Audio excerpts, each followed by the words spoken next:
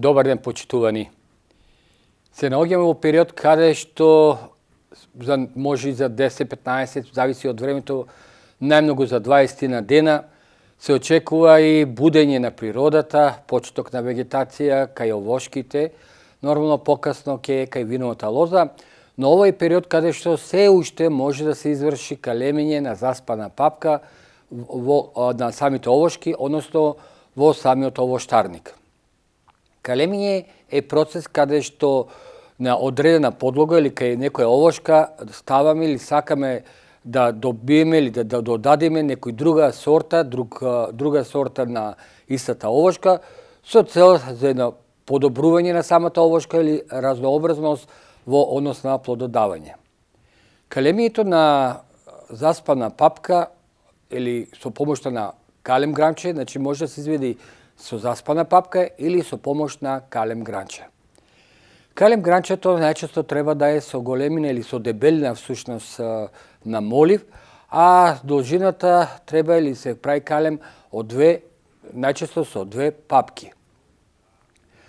Калемењето има повеќе видови на калемење, односно со калем гранче, и тоа се пред се ќе зависи од многу фактори, така што може калемењето со калем гранче да е на проста спојка, потоа калемењето може да биде со процеп, клинесто и така натаму. Едно од основите при калемењето е тоа што после извршењето на калемење најдобро е да пресеците или отворите еден вид, значи горе, кој што се прави спротивен пресек од последната папка и долу, каде што се наоѓа и спојувањето на подлогата, односно на калем гранчето, да се премачка убаво со калемарски восок. Премачкувањето со калемарски восок се врши на тој начин што убаво се нанесува, се затворат сите отвори, односно процепи, и се спречува испуштање на вода или продирањето пред се на одредени болести, вода и така натаму. На овој начин и приемот е многу поголем. Во колку се врши калемење на проста спојка, односно треба да се нагласи дека и подлогата и калем гранчето треба да е отприлика со иста дебелина, а во колку не е, онда пример може да бидат пример некој дрво, во колку сакаме да го калемиме, тогаш треба да се нагласи дека треба да се остави една гранка како хранилка, а другото да се исечи и на секој 4 см растојание да се врши калемење. Може со фрула, ако е големо дрво, први со процеп и друго. При изборот на одредените сорти пред се ќе зависи и желбата на самиот овоштар, љубител на калемење, односно ќе зависи од тоа кои сорти сака да бидат застапени. Нормално најчесто е и овошен, да е од ист вид, а најдобро е пример кај јаболчестото овоше, па и крушата, калемењето пример на горница, круша горница. Каде што пример кај јаболчестото овоше, калемење на горниците дават прекрасни резултати и најдобар прием при самото калемење. Ова, почитувани гледачи, е сосема накратко што сакав да обрнам внимание, нормално уште е сосема на крај, да нагласам дека пресеците се прават со специјален калемарски нож, со чиј што помош се добиват пресеци кои што се најчесто со должина околу 1, односно 1,5 сантиметар. Исто така може да се направи и калемење на папка, односно на самото гранче да се на заспана папка, а во летниот период, после Петроден, значи околу Петроден се прави и калемење на будна папка, но сега е многу важно што го нагласи калемењето на заспана папка.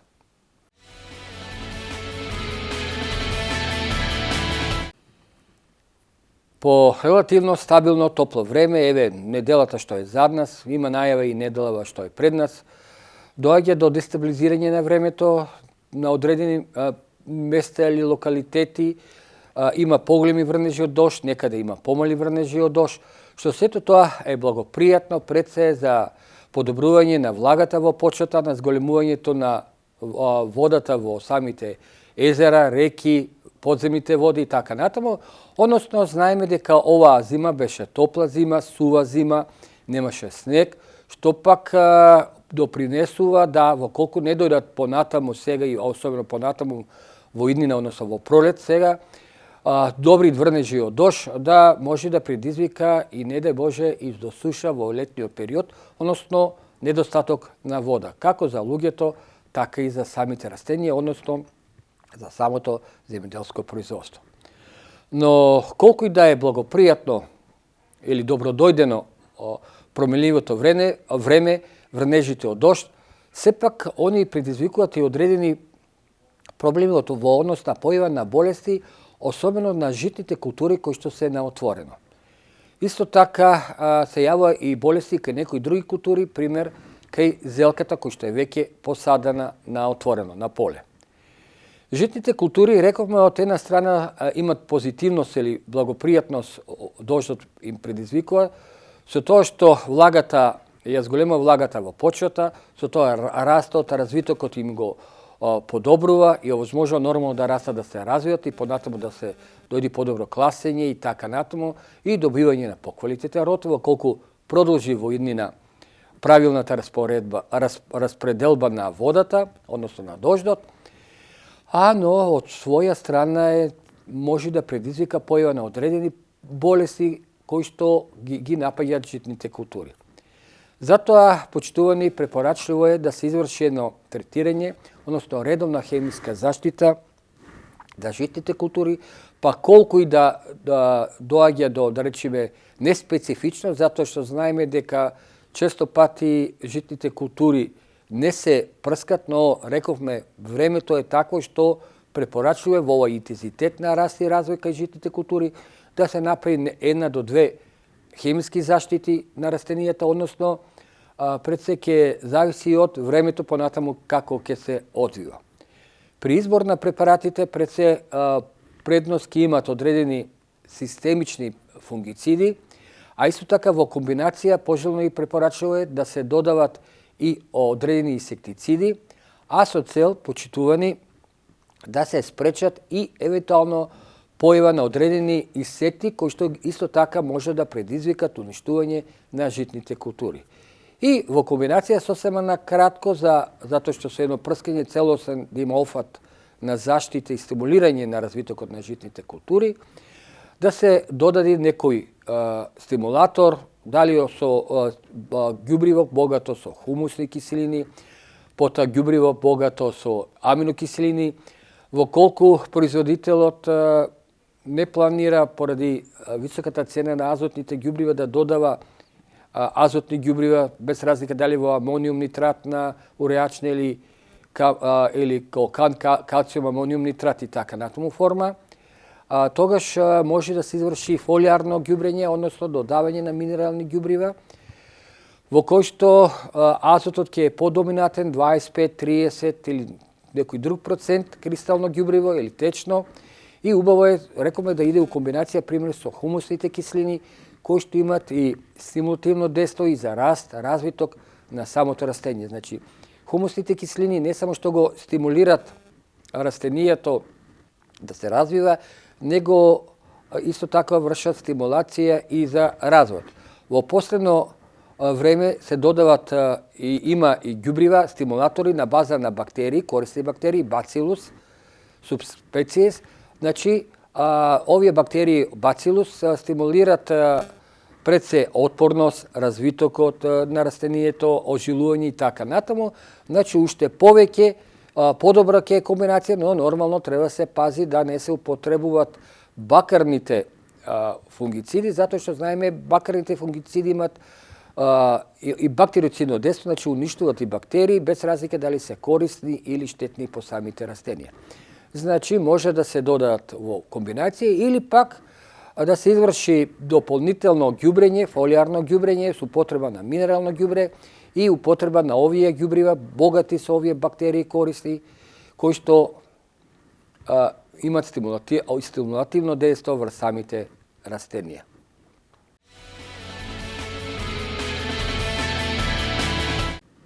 Се наоѓаме период каде што раната зелка, значи во фолија, за рано гренарско производство е во полнек на развиток, но исто период каде што и зелката на отворено е посадена во голем процент и кој што нормално расте и се развива. Како последица на доста високите температури, кои што настанаа по дејство на топлиот бран што им беше, а исто така високи температури во самите оранжери, односно пластеници пред се фолии, предизвикани од сончевото време и слабо отварањето на пластениците, доведе до одредени проблеми кај раната зелка во самите пластеници, односно оранжери. Проблемите, како што пред се многу пати нагласуваме, се од типот на згужување, деформирање на листовите, особено на младите листови, и старите листови во помал процент се деформират, но најмногу помладите листови. Исто така доаѓа проблеми понатаму во формирањето на главата и сето тоа негативно се рефлектира во добивање понатаму на род.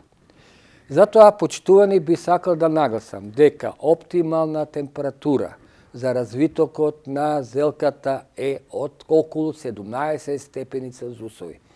Значи, зелката во овој период на развој може да издржи, биќе ладнолюбиво растение, и -5, -7 степени Целзиусови.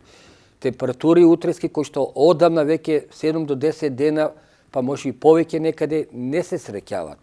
Нема најава за вакви температури во блиска иднина, а дента температурите која е облачно дожливо време се движи од околу 10 до 15 степени Целзиусови.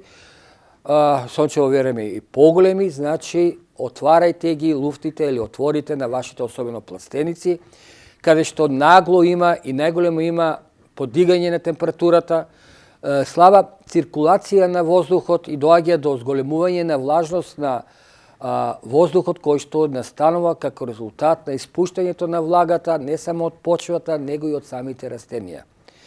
И сето тоа при поголема влага предизвикува, рековме, деформација, реакција негативно на растенијата, младите растенија се згужуваат, постарите растенија кои што могат почнат да мотат глава, шика одмотуват место на кеглата на трешноста, се свиват горе на надорешната страна и, рековме, тоа предизвикува проблеми. Слободно отварајте, навечер можете да ги оставите зелките без проблем, без страв, затоа што еве сведоци сме и зелката што е на отворено нема никакви проблеми, нема никакви штети од моментално овие температури, дури кај неа, еве пример, не се јавува овие збрчкување што ги кажуваме кај зелката што се особено застапени во пластениците, но и во оранжериите. Исто така се препорачува да се изврши и редовна хемиска заштита, затоа што време променливо, влага се јавува по самите растенија, идеална подлога, идеална можност за појава на болести пред се. И тука, почувајќи од алтернаријата, продолжувајќи до пламеница, па и некои други специфични опасни болести, на суви дело се јавува веќе и склеротинијата и ботритисот. Сето тоа условува да се изврши редовна хемиска заштита. Ако не можете на 7 дена, барем на 10 до 12 дена да ги заштитите. Нормално додавајте, затоа што се јавуват инсектите, бидејќи имаше топла зима, па и времето е потопло, има напад на инсекти, може да додавате инсектицид, а и некои стимулатори, кои што претходно ги спомнав, пример од типот на бацилус или некои слични, кои што ќе го стимулират растението да се развиват. И овој пат ќе нагласам, во колку употребувате стимулатори со корисни бактерии за растението, внимавајте да не бидат бакарните пред се фунгициди, бактерициди застапени, за да не ги уништат овие стимулатори. Иако овие стимулатори може да се употребат и преку систем капка по капка. И сосема на кратко, особено на зелката на отворено. Иако нема деформација. Сепак, температурите во утринските часови се, иако се околу 0 степени, нема опасност од измрзнување. Но развитокот не е така како што се посакува земјоделскиот производител. Со цел да се создаде една убава, пријатна микроклима, мој совет, моја препорака е со Агрил или Агрофилц за земјоделско производство, дебелина се 21 грам на метар квадратен, значи 20 единица, да се покријат особено зелките на отворено. Со тоа ќе се создаде една микроклима, поволна клима, поубава, поголема температура на растенијата на зелките, а со тоа понатамо побрз развиток на зелките и добивање на поголем квалитет. Значи, овој агрофилц може да се употреби и кај расадот, понатаму и на отворено кај бостанот, затоа што бостанот и лубениците во фаза на калемење, нега на расад, а најме раниот компир е веќе посаден, поникнат и тука може агрофилцот да се употреби. Значи 21 грам, иако е тенок, он создава една убава, пријатна атмосфера, односно клима, микроклима на самите растенија. Спомнавме, почитувани, дека времето е променливо, врнежи од дожд, нестабилно време, што сето тоа предизвикува пред се појава на одредени болести, но и штетници. И тоа како кај гринарските култури, пред се кај пример раногринарските култури, зелка, рана зелка, ран компир, домати кај што има, па еве сега некаде краставици, бостан, калемење и така натаму, па и на некои култури, житни култури, пченица, јачми и така натаму, па и кај зелката на отворено. Со цел да се спречи ова појава, препорачливо е да се врши нивна хемиска заштита, а тука пред се ќе го спомнам Армахем Агро Скопје, Армахем Агро, кој што е застапник, увозник и дистрибутер на познатите препарати. Во ова прилика само ќе истакнам некои од нив. Тоа е Ботрефин плюс, ботрицид, кој што успешно служи за сузбивањето на ботритис или белогниење, склеротинија. Кога растенијата се поголеми, значи кај зелки и други, доза на употреба 10 грама во 10 литра вода, или пак при помали растение или во расад, еве примери кај калемењето на пред калемењето на бостанот, односно на лејката, и покасно, после 7 до 10 дена исто Ботрефин плюс дава прекрасни резултати. Тука концентрација дозата е околу 7 грама во 10 литра вода. Покрај тоа може да се додаде кураме, тоа е инсектицид, бактериоцид, кој што служи успешно за сузбивањето на причинителите од фитофтората, пламениците, голем број на штетни бактерии и други болести кои што ги напаѓаат растенијата. Доза на употреба е 20 грама во 10 литра вода, при помало растение или поголемо растение 25 грама во 10 литра вода. И сосема третиот пестицид, одно инсектицид, застапен од или увозен и дистрибутиран од Армахем Агро Скопје, тоа е скатото, кој што има контактно дигестивно дејство, доза на употреба 5 мл во 10 литра вода. Особено ова комбинација препорачливо е да се употреби исто така и кај зелката, како кај на отворено, така и во самите офолии и пластелници, со цел да имаме една компатибилна, редовна, односно целосна заштита на самите растенија. Кога станува збор за заштита, иако времето е топло, сепак се уште не е почеток на вегетација кај овошките и виновата лоза, треба и пожелно е, ако не е извршена досега, да се изврши хемиско третирање, хемиска заштита нивна со употреба на модро масло.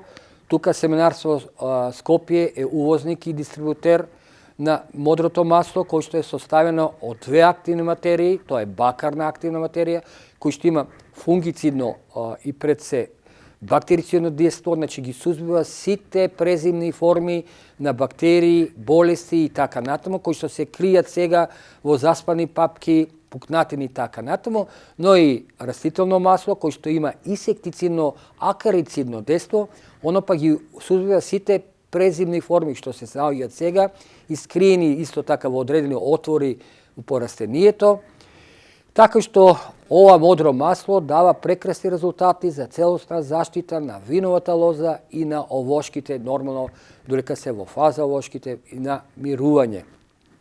Рано е уште, може да се употреби до 7 до 10 дена пред вегетација. При третирање доза на употреба 20 до 30 мл во 10 литра вода. Кога станува збор за бакарин препарат, да го спомниме добро познатиот Купреблао Z, модрото масто е 200 до 300 мл во 10 литра вода, 2 до 3 литра во 100 литра вода. Докато Купреблао Z доза на употреба 0,35% или 35 до најмногу до 40 мл, но во 10 литра вода. Купреблао Z се карактеризира со тоа што покрај бакарот има и цинк, кој што е понатаму добро познат и потребен за развитокот на самите растенија. И сосема на крај да ве потсетам дека Семенарство Скопје исто така е увозник и дистрибутер на познатиот стимулатор Екстрасол, составен од Bacillus subtilis. Рековме помната бактерија, корисна бактерија за растението, кој што го стимулира растението да расте, да се развива, да формира коренов систем, да има поголема отпорност, да поголемо ожилување, подобро подникнување на семето и така натаму. И сосема на крај доаѓа тапан пластик. Тапан пластик, репроматеријали, сега актуелна е агрофолијата, односно агрофилцот, агрилот, дебелина 21 грам, запамтите 21 грам на метар квадратен, велам запамтите, затоа што има долготрајно дејство, прекрасна плетка, дава прекрасни резултати, заштита на растенијата, особено на зелката на отворено, но и на бостанот, затоа што димензијата и 1,20 м, наменета димензија за заштита на бостанот, како се во олејата при калемија, потоа и на стално место кога ќе дојде до нивно расадување. Исто така не само на бостанот, него и на тиквата и на другите култури. Исто така тапан пластик е познат и по продажба на нивните познати фолии или најлони за земјоделско производство со различни димензии, кај што најактуелна е 8-метровната, па и 6-метровната димензија, различна дебелина исто така има. Карактеристично со ова агрофолија или земјоделска фолија или земјоделски најлон е тоа што има повеќе годишна употреба, исто така и квалитетот им трае по многу години, затоа што имат 8 и повеќе стабилизатори, кои што ги прават, да речеме, квалитетни, успешни во самото земјоделско производство. И сосема на кратко, тапан пластик, да ве потсетам, се наоѓа на излазок од транзитниот пат према Кванташки, према Просеникова, од десната страна, третиот објект.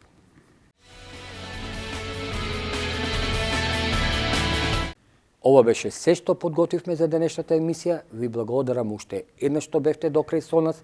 Ве повикувам да не следите наредната недела во истиот термин. До гледање.